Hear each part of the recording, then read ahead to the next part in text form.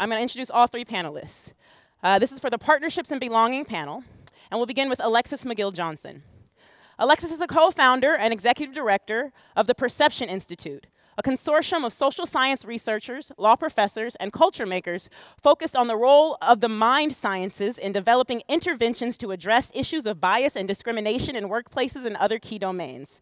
She has designed and authored original research and reports in the mind sciences and regularly delivers presentations and facilitates workshops in the private and public sector on the role of implicit bias, racial anxiety, and stereotype threat. Alexis has led in the design of diversity and inclusion strategies for national organizations and developed empirical metrics to determine efficacy. Currently, Alexis is a board member and former chair of the board of Planned Parenthood Federation of America. We can clap for that. Previously, she served on the boards of New York Civil Liberties Union, Center for Social Inclusion, and the Citizen Engagement Lab. She is a founder of the Culture Group, as well as a frequent commentator on Fox News, CNN, MSNBC, and in the press. During the 2004 election cycle, she served as executive director of Citizen Change. She holds degrees from Princeton and Yale universities and has taught political science at both Yale and Wesleyan. Alexis McGill Johnson. We'll bring her to the stage very shortly. We can clap it up for her right now, though. Joining Alexis will be Jeff Raikes. Jeff is the co-founder with his wife Tricia of the Raikes Foundation, which works towards a just and inclusive society where all young people have the support they need to reach their full potential. The foundation focuses on youth-serving systems, seeking to make them work better on behalf of the most marginalized young people in our society. Based in Seattle, the Raikes Foundation focuses on using the science of learning and development to advance more equitable learning environments and preventing and ending youth and young adult homelessness. The foundation recently launched an initiative aimed at increasing the effectiveness of philanthropic giving. Jeff is the former CEO of the Bill and Melinda Gates Foundation, where he led the foundation's efforts to promote equity for all people around the world. Before joining the foundation, he was president of Microsoft's business division and served as a member of the company's senior leadership team that set overall strategy and direction for the firm. He began his career with Microsoft in 1981 and was instrumental in creating the Microsoft Office suite of productivity applications. We can clap it up for that. I'm a writer. I use it every day. So do you. Jeff is the chair of the Stanford University Board of Trustees. He is part of the ownership group of the Seattle Mariners, go A's, and serves on its board. He also serves on the board of a Costco Wholesale Corp. and the advisory board of the Raikes School at the University of Nebraska-Lincoln. Mom, stop laughing in the front row, please. Next up to the stage will be J. Philip Thompson. He's appointed deputy mayor for strategic policy initiatives in February 2018. Phil Thompson is responsible for spearheading a diverse collection of priority initiatives. He oversees New York City's signature Pre-K for All program, which provides free, high-quality pre-kindergarten to over 70,000 four-year-olds each year. Yes. And the continued expansion of the nation's first ever 3K for All. He will also ensure the continued success of the community schools and young men's initiatives and Thrive NYC, the nation's most comprehensive approach to mental health. Thompson's agency portfolio includes the Department of Youth and Community Development, Department of Small Business Services, the Commission on Human Rights, the Department of Veterans Services, the Mayor's Office of Immigrant Affairs, the Mayor's Office for People with Disabilities, the New York City Public Engagement Unit, and the Mayor's Office for Workforce Development. Brother's working hard. Whew. He has been charged with expanding the city's investment in minority and women-owned businesses and leading the mayor's comprehensive strategy to encourage great voter participation and improve the way the city carries out elections, Democracy NYC. Prior to joining the de Blasio administration, Thompson was an AP of urban planning at MIT. His courses, which married real-world experience and cutting-edge research, covered a wide range of subject matter, including housing and economic development, urban politics, post-disaster planning, social movements, race and ethnicity, and American politics, among many other areas. Thompson is the author of Double Trouble, Black Mayors, Black Communities, and the Struggle for Deep Democracy, published in 2006 by Oxford Press. He received a BA in Soc from Harvard University in 1977, a master's in urban planning from Hunter College in 86, and a PhD from the City University of New York Graduate Center in 1990. Please welcome to the stage J. Philip Thompson, Jeff Raikes, and the unstoppable Alexis McGill Johnson. All right, can I have it one more time? Good afternoon. All right, I said let's get some energy in here. I know it's 4 o'clock. I thought I would start off by doing a quick exercise to see how our brains are doing at this time of day. I'm sorry, I'm going to stand a little bit because the lights are a little bright. Sorry. Who can tell me, who rides a bicycle?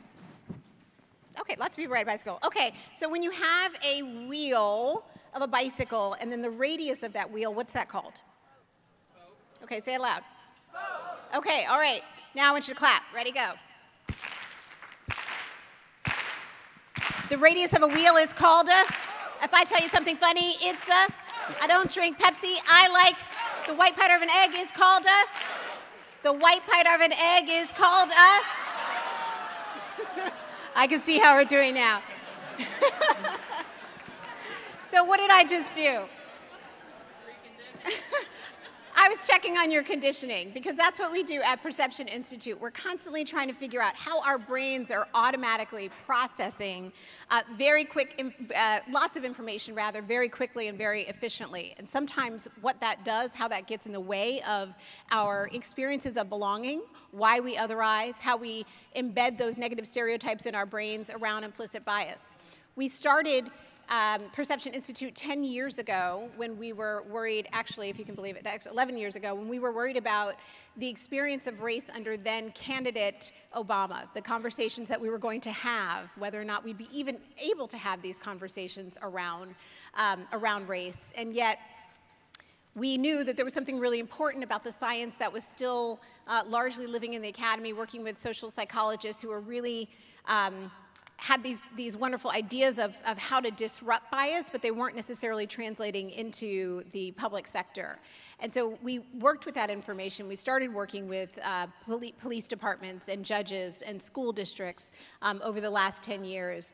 We started working with corporations and hospital and health centers and public advocates around these conversations. And largely what we've been trying to do is connect the dots between how our brains oftentimes can betray the values that we hold dearly, the values that we have around fairness, the values that we have around belonging. And the work that we want, the conversation that we want to have today is to really explore how those insights, both around the research, also play into the partnerships and the practices of engaging along the sector, along the lines of foundation work, around corporate work, around political work, around advocacy work, to figure out how we can build better partnerships to hold each other accountable and build more transparency in these constructs. So I'm going to turn to Jeff to give us your perspective, talk about some of the work that you're doing institutionally at the Raikes Foundation, but also your personal experiences as you think about kind of institution belonging. Yeah, well, maybe I'll start with the latter part first, because sort of my own journey, I think, shapes a lot of what we try and do at the Raikes Foundation. I grew up on a farm near a very small town in rural Nebraska. And, you know, it was in many ways a great way to grow up, but I will say a small town like that, 2,000 people, the only minorities in my town were Catholics. And, you know, I was very fortunate. I went from a farm to the farm. I think I heard backstage maybe a little reaction to Stanford. I went from the farm in Nebraska to Stanford. Now, I do want to make it clear that my parents didn't Photoshop my picture onto a water polo player or bribe the university. There was no Photoshop when I applied, and there was no water polo, and there still is no water polo in Nebraska. So I was very lucky to get to Stanford, but I have to admit, when I got there, I didn't necessarily feel like I belonged. I didn't necessarily feel like I was Stanford material. The other kids of greater means, greater educational background, I felt a little out of place, but I had some great professors. I also had an incredible roommate. Ironically, a roommate from Nebraska.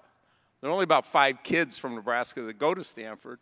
But the thing about Kenneth, my roommate, is we grew up 35 minutes apart in 2 completely different worlds.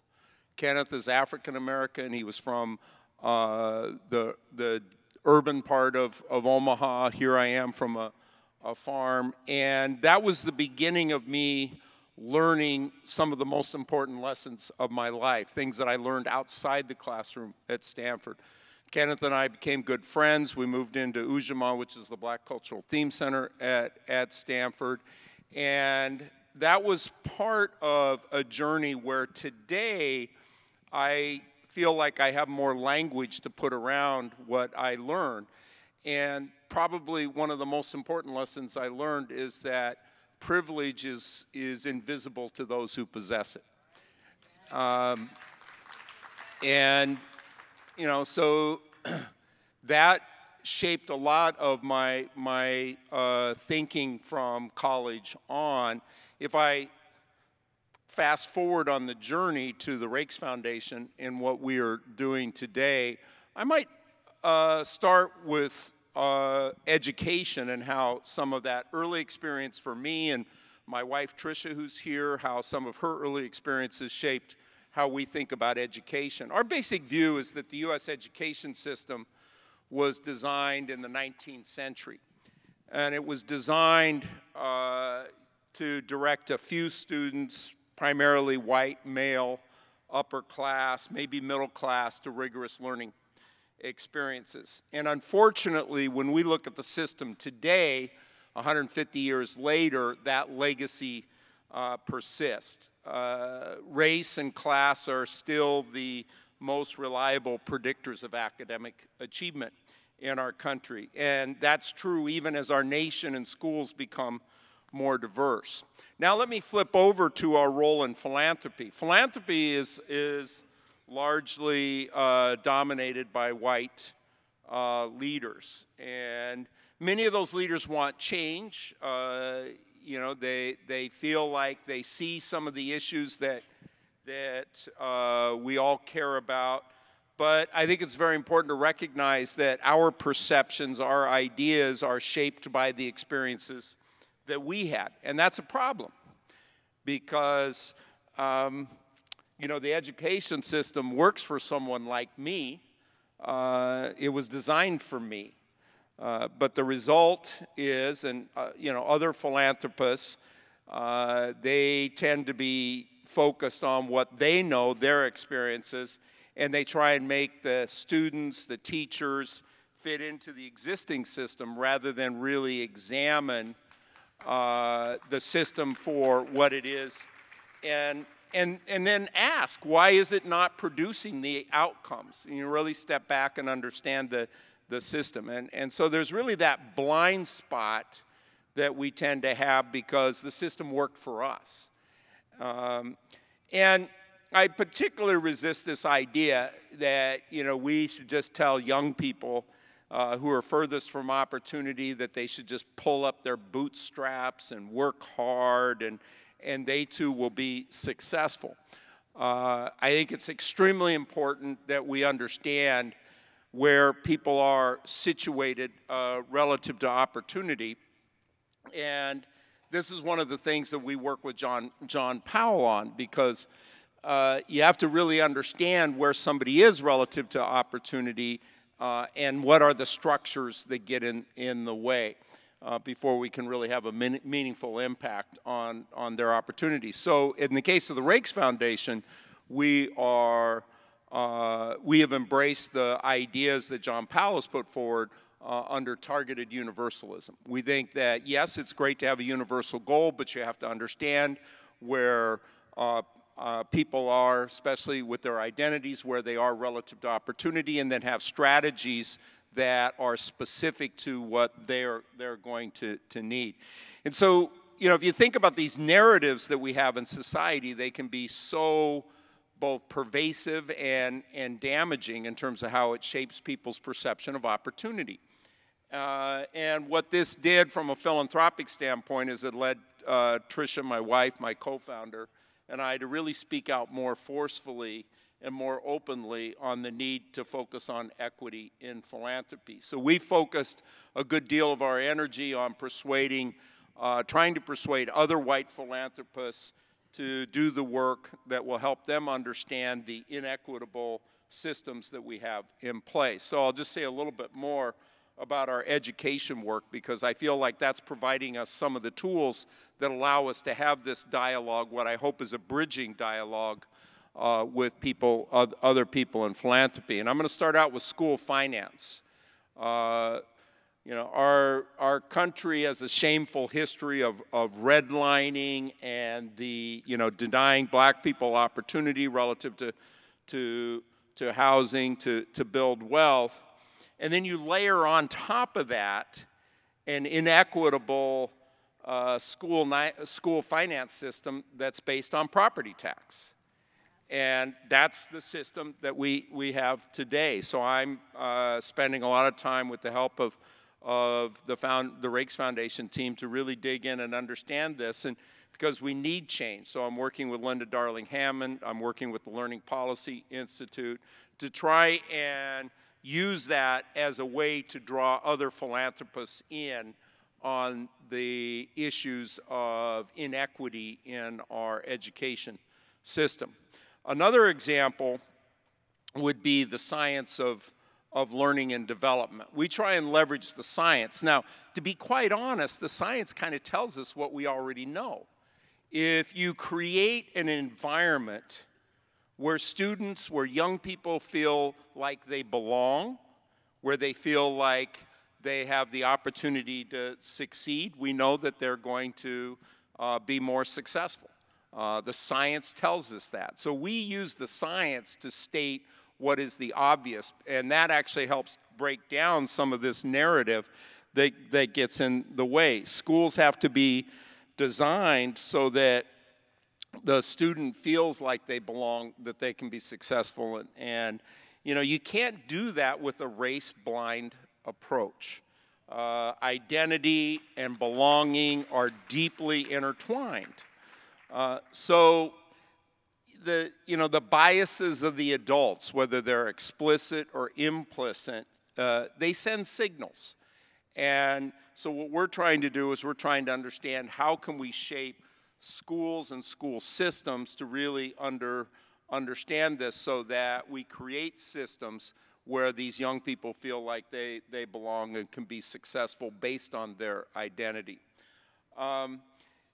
That is a great example where this concept that oftentimes pervades society, white society, that color blindness is what we should aspire to. When you look at those kinds of examples, color blindness tends to fall apart. We aren't color or identity blind. It's better to know and deal with the biases versus a race-blind universal solution. And so what we're trying to do is we're trying to build new structures, policies that acknowledge these identities and move us forward.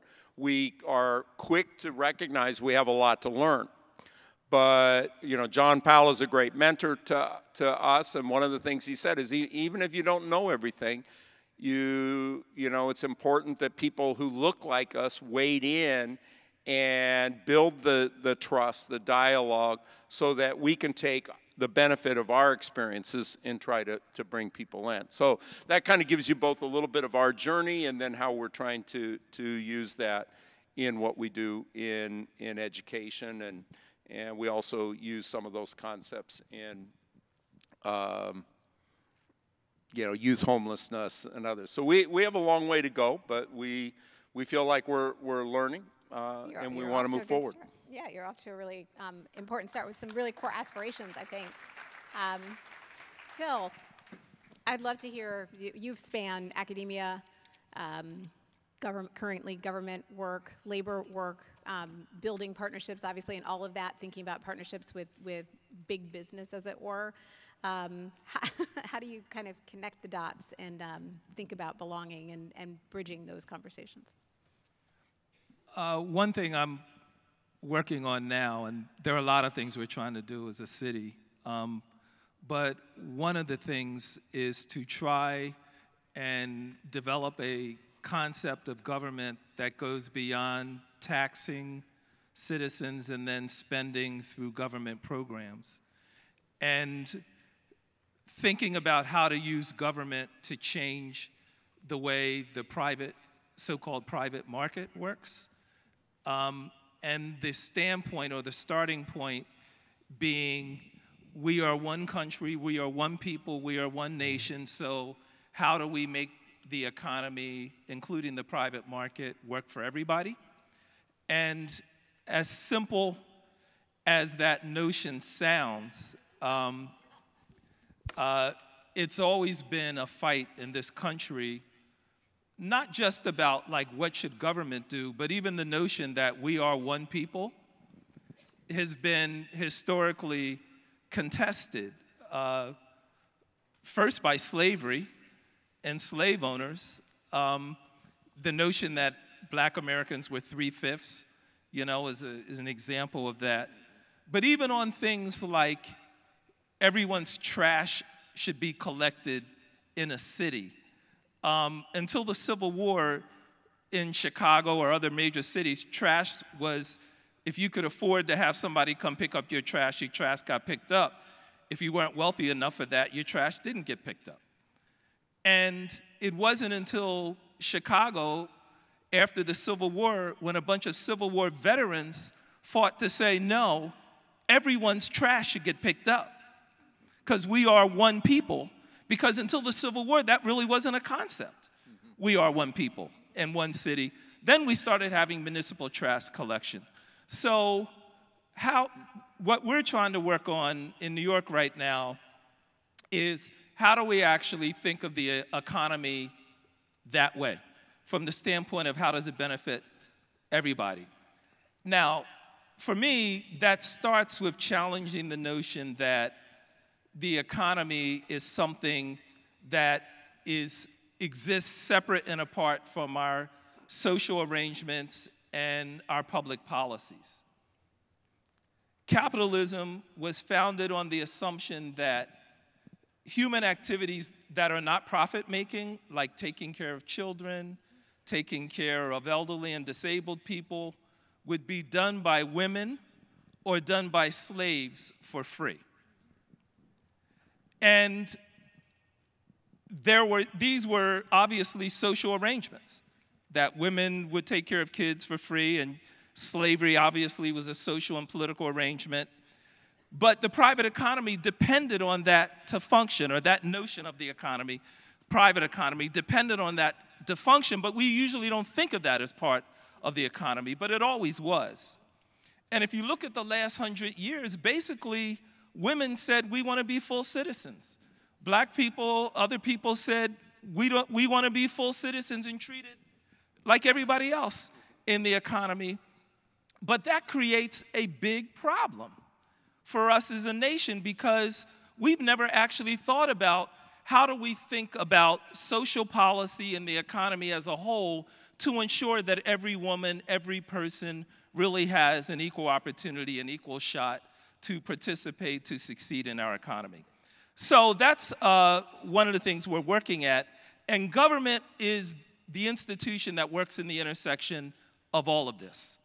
And for us, we're trying to reconceptualize our local government to promote the notion, promote initiatives that change the way people think about how the economy works. And I just want to give two examples. So one is youth employment, particularly for at-risk young people, connected to old people and the silver tsunami. So in the next 10 years, about 1/5 of New Yorkers will be elderly. The biggest job category for at-risk young people in the city right now and in the future will be home care, but taking care of elderly people. But home care is a terrible job right now. It pays minimum wage, there's very little training, hours are uneven, it's a poverty job and it's a dead-end job. And this hurts elderly people too, because they don't get good care, and it costs government a lot of money because they don't get good care, elderly people are running in and out of hospitals and emergency rooms, and that's really expensive. So how do we actually re-envision a new kind of system for delivering care to the elderly that's better for workers who are young people now, and also better for elderly people, and also saves government money? And I think here there's a lot of room for innovation. We're looking at cluster care. like a worker in a neighborhood serving a number of clients in a neighborhood, but also telemedicine, which is something that business is interested in, particularly in the tech community. So how do we work together to create a system that actually works better for everybody? How do we do that? That's one initiative. And another initiative is around consumer organizing, which was really pioneered by Jewish housewives in the Lower East Side in New York 100 years ago, organizing for better meat prices from kosher butchers. But then it was kind of written out of the American narrative by law, actually, to shut it down. But low-income communities are seldom trained or organized to exercise their collective strength in the marketplace. And I'm promoting something called civic enterprises. And basically, one way to do that is, for example, organizing people in a community to buy cell phone services together. If you organize 5,000 people to buy cell phones together, you will get over $500,000 from a cell phone company. And I tell young people in New York, you can make more money by organizing people your age in the neighborhood to buy their phones together than you can by dealing drugs. And you don't have to shoot somebody to control a corner. And in fact, the more you work with people around you, the more bargaining power you have. So why are you dealing drugs, right? Why don't you organize people to buy cell phones together and buy cable service together, buy diapers together? But that kind of training of how poor people, low-income people should work together to impact the economy, to change the economy, it's usually not taught at all. So one of the ways we want to jumpstart that is by putting a chip on the NYC ID card. We have ID cards the city issues, initially for immigrants mainly, and 1.2 million people have an NYC ID card.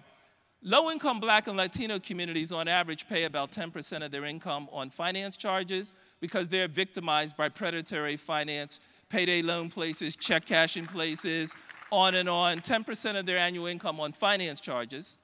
So we want to create a low-cost financing option by putting a chip on the card and offering on that card low-cost banking services, other financial services. But one of the things you get when people buy things with a card is data. So you can see in a given neighborhood, in a given block, who's buying phone service from this company, that company, cable service from here or there, where people buy their pizza, where they buy their diapers. And with that data, you can organize people. And our view is, if we can organize communities to save $100 on their cable bill or their phone bill, we think we can convince them to take 5 of those dollars or 10 of those dollars and put it aside for community organizing to continue this movement building. We think this is a way to finance community organizing that goes way beyond what foundations can do, and actually we can use those resources to build civic infrastructure in communities and independent political power in these communities. So that's a couple of the things we're trying to do, to use government differently. Okay.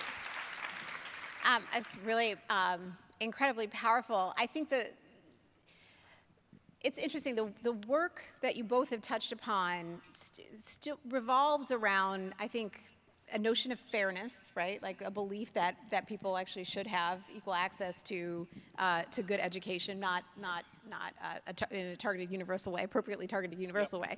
But yes, but fairness in some way, kind of understanding the meritocracy doesn't exist, that colorblindness doesn't exist, and then also the fact that there's a value aspiration in bridging and building community in a way. And I feel like the values part of the conversation, the aspiration, rather, I would say the aspirational part of the conversation is something that we oftentimes miss in how we do it. I think that for us at Perception, the fairness paradox, the way that we've been perhaps taught to practice fairness over the years is something that is very, I think has limited us. And when we're in conversations with big corporations who believe that they've been practicing fairness. They believe that they've been doing the work to kind of invest in young people, build pipelines, those sorts of things.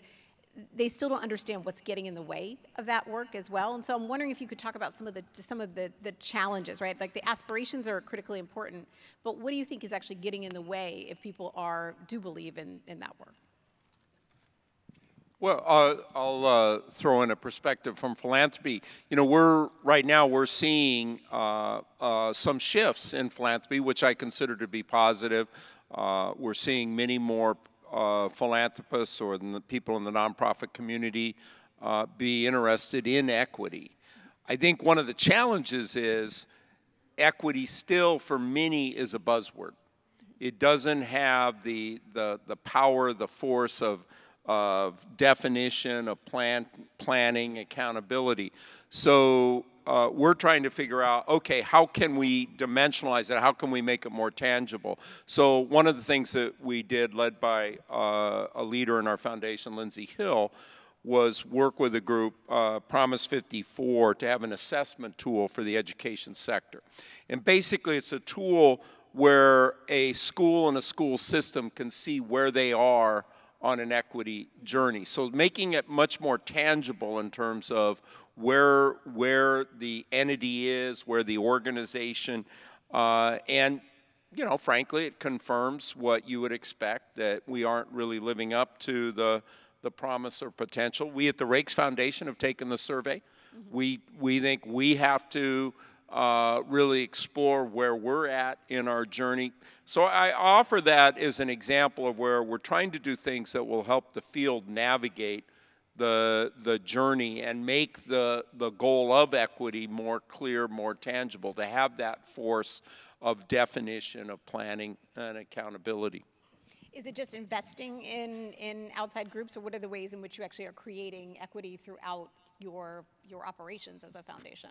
Yeah, so for example, when we use the survey to get a sense of all the way from how people were thinking about their transportation to and from work, their health benefits, the diversity of our staff, not just the diversity of the staff, how they feel included as a part of the decision making, the sharing of power, how that works with our grantees, the nonprofit community, our partners, what they look like, how they're thinking about equity.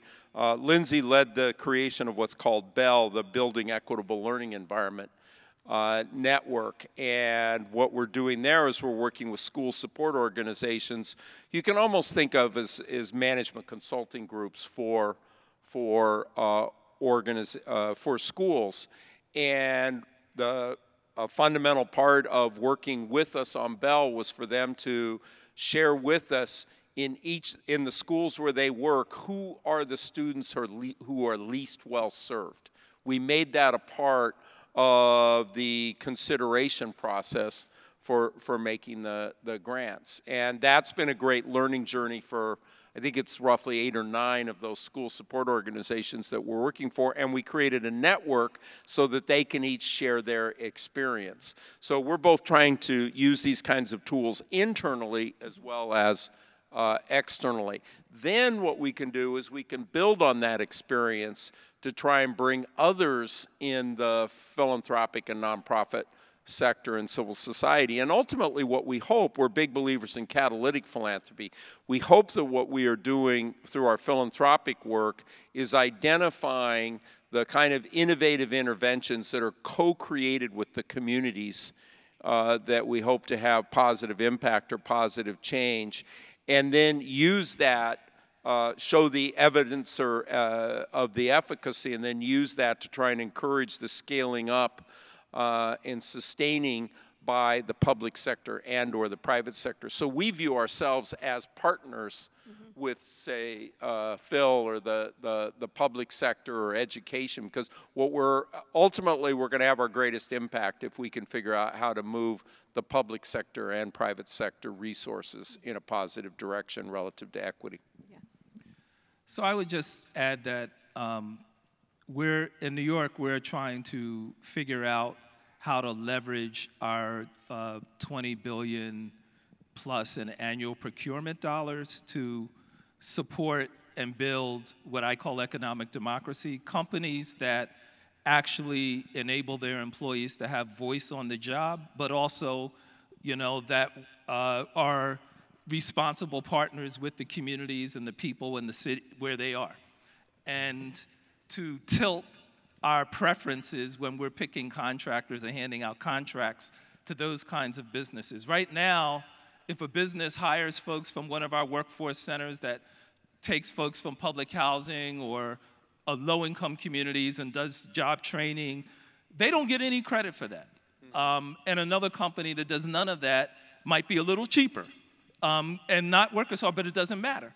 And so we want to actually leverage our dollars towards those kinds of companies. And the other thing is Thomas Jefferson and James Madison believed that that Americans, to be citizens, had to actually own something in the economy so that every day when they work, they would learn how to make good decisions and take responsibility for their decisions. So they said either you should own property, land, or if they worked in a business, the workers should own part of that business. So they learned democracy every day. And you can't vote once a year, an hour or two a year, and then think you're building a democratic culture. We actually have to build different kinds of companies, different kinds of enterprises, and we have 400,000 employees in New York City. Our city, we have to build different kinds of government where it's just not a bureaucracy which looks like a dictatorship. You can't have people working in dictatorships every day and then think you're building a democratic culture. So how do we actually inculcate, as a city, a different notion of how a company works? So a company is something where workers are learning democracy on the job and practicing democracy on the job. So that's another thing. Yeah, the question I have around that, though, is how do you bridge the identities? Like, how do you bridge the stakeholders, right? Because you know, when we were doing work just like in police departments, we were having great success, not great, but we were having limited, moderate success in police departments, getting them on the same page, you know, getting them on the same page that there is a challenge. When we then brought in judges and prosecutors to have a conversation with police departments, it actually created a different dynamic where everybody had to hold each other accountable. That kind of multi-stakeholder work, I think, is really critical for bridging. So I'm curious how it happens between business, and then I'd love to hear it from the foundation side too. Well, we have actually reduced, we ended stop and frisk. That's 98% down under the de Blasio administration. And we've really promoted neighborhood policing, and crime has gone down to the lowest level since 1942. So we actually crush this myth that, you know, the way to improve safety is just rounding people up and harassing people and so forth. The biggest advocates for this new policy are, and most effective ones I've seen are actually the police captains in high crime districts who've said, you know, we've changed our whole way we approach policing. We do more community work than what's called quote unquote policing. And guess what? It's working. People call us and let us know before a problem erupts. It's actually not super complicated. Communities are, cooperation is what creates safe neighborhoods. Bottom line. Jeff. Yeah, from a philanthropic standpoint, or what role do we think we can play? I think, part of what we learned from John is that it's not that identity or identity politics are a new thing. It's just for a very long time, it was really focused on one identity, the white male identity. And I think part of what you're seeing now is that as we become, much more, vocal or more in conversation about the various identities of our society, I think what you see is that kind of pushback. And so I'll draw upon conversation with one of my friends, because we do talk about how this is really the hardest part, is how do you take the role of identity and make it a bridging conversation as opposed to a breaking conversation. Today, too often, in fact, we have a president who excels at turning it into a breaking conversation. So Darren Walker, who's the president of the Ford Foundation, like me, is a philanthropic leader, but unlike me, he's black and gay. And what Darren emphasizes to me is that he thinks it's really important that people like Tricia and I are in the conversation. We've always had this this identity-based society, but as I said, it's been white and male, and that's really what's shaped the norms and the systems. In fact, Darren and I did a session at the Aspen Ideas Festival with Michelle Norris, and it was entitled "The Myth of Colorblindness." And one of the things that Darren said is that, quote, "When I see a bunch of guys who look like Jeff riding around in a golf cart in Dallas, having the conversation we are having right now, I'll know we are winning." Well, I think we're a long way from that. No, but seriously, I think, people like me, we need feedback. We need to know how to build the trust, how to have the dialogue. And I think my role is to share what I've learned, how I've evolved, what changed me to be vulnerable in sharing that, about my experiences, and also be vulnerable about where I've fallen short. And what I hope that does is that it creates spaces for others, in particular others in the philanthropic and nonprofit sector, where we're trying to get some leverage from our work to open their minds and think about how they can change. And so that, I think, represents the essence of what John Powell talks about with bridging, and that's what we aspire to. Thank you. I think I kind of feel like I'm a professional bridger, like by nature. Yeah. I grew up in predominantly a white suburb to a black family, and went to universities where I was constantly, being a bridge, explaining, finding retreat. Came into new areas where I'm still kind of constantly trying to explain one to the other, and then I spent like almost 6 or 7 years on Fox News trying to explain. I think that's a big bridging challenge. It's a big bridge. Myself. Yeah, exactly. I'll just say. I was going to say I feel a little dirty. But the idea of it being staying curious, right? I think like there's a skill set involved in bridging that really requires us to stay curious. But there's also a cognitive burden related to it too, right? There's a level of exhaustion in bridging and using your brain mentally to, both to kind of retain your own sense of identity and self and commitment to the work, but then also to, stay engaged. And I think that cognitive burden is actually the one hook that we've been able to build in the corporate sector, right? Because we actually say, when someone is really worried about how you perceive their hairstyle or their accent or, how they're showing up, or if they need to leave to pray several times a day, like that's actually taking away from the work that's staying on task. And we have studies that demonstrate the level of cognitive burden. That's actually taking away from your productivity and your bottom line.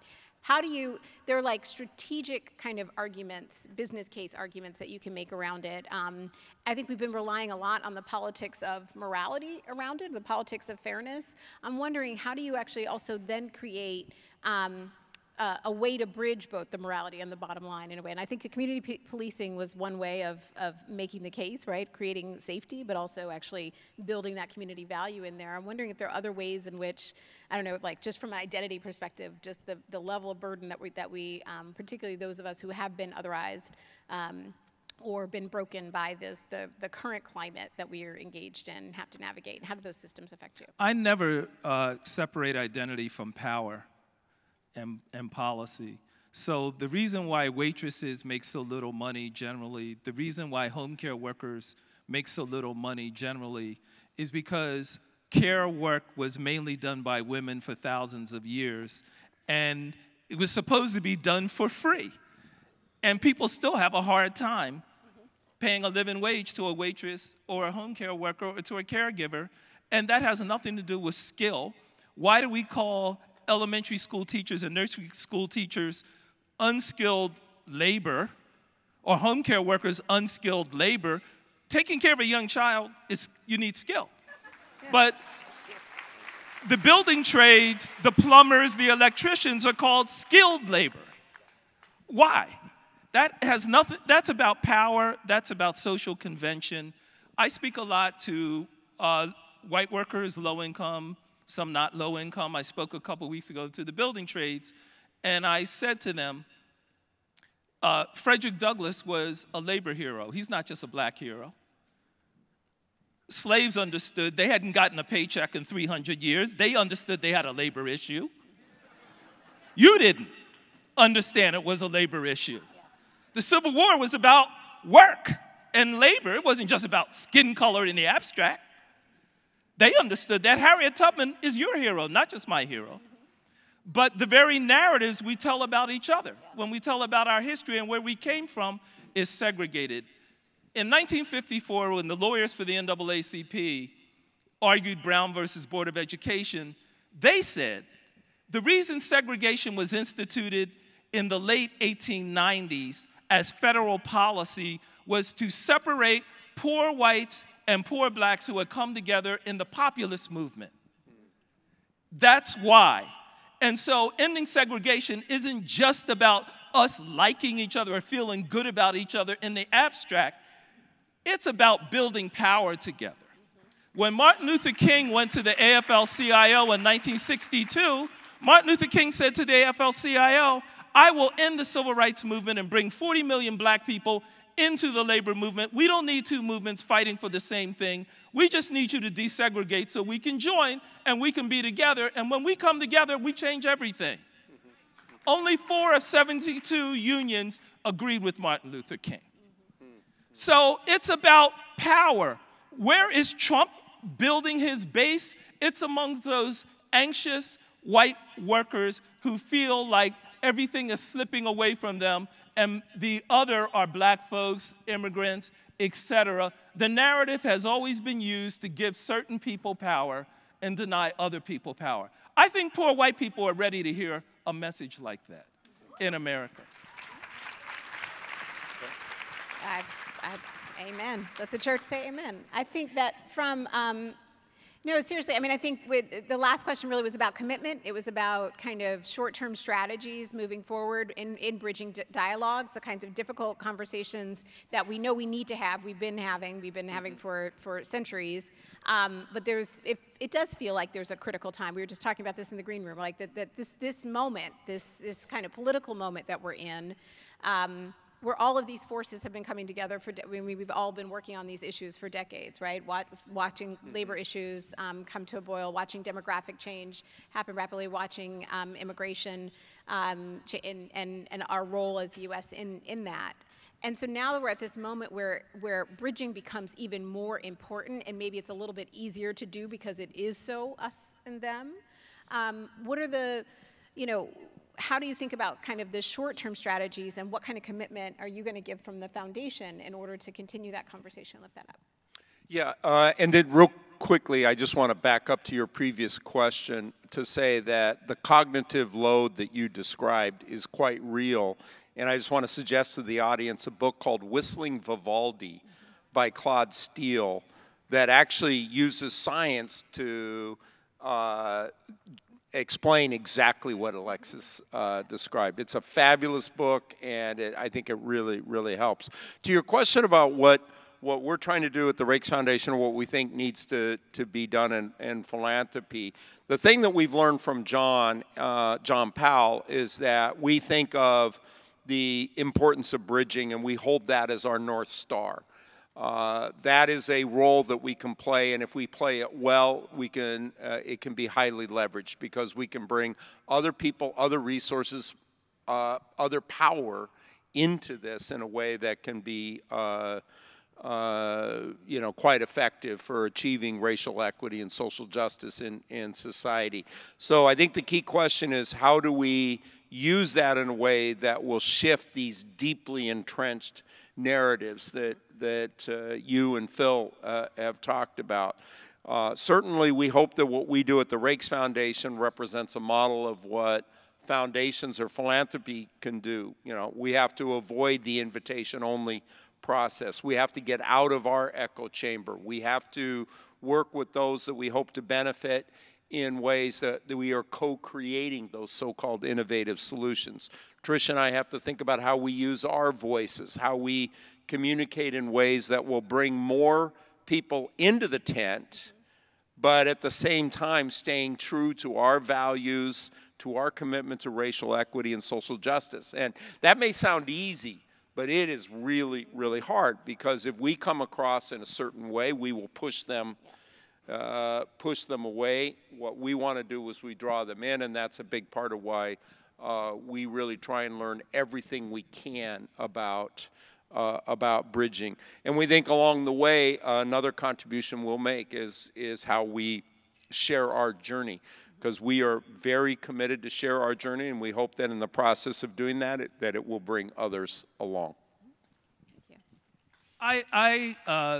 It's funny because, you know, many Americans, 80% of whom haven't seen their incomes rise in 30 years.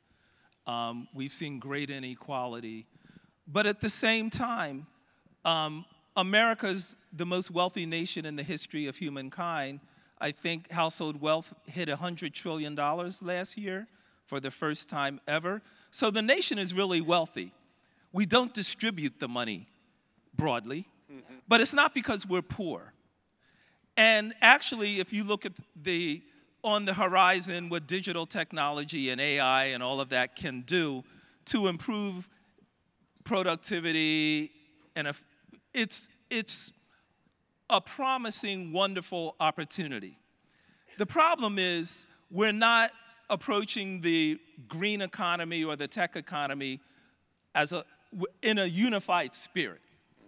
And we have some structural issues we have to deal with. One of the things is we cannot afford, in a nation that will become majority of color in a couple of decades, we cannot afford to leave women, people of color, out of the tech revolution or the green revolution. Women missed the Industrial Revolution. People of color were on a cotton plantation or a banana plantation, never really got a foothold in the industrial economy. We can't afford that with the tech revolution, with the green revolution. And we have never, ever unleashed the human potential of women, of people of color, of the whole population. What that means in terms of how wonderful this country could be and how wonderful this world could be is something we need to actually talk about and describe to people. Because the reason Donald Trump says truth doesn't exist, it doesn't matter, facts are false, science is irrelevant, is because if we have a rational conversation about what we can actually achieve as a society, as a community, they lose. And that's where we need to go. So I'm going to close on the opening exercise and see if we do any better. What's the radius of a wheel? The radius of a wheel is called I tell you something funny. It's I don't drink Pepsi. I like the white powder of an egg is called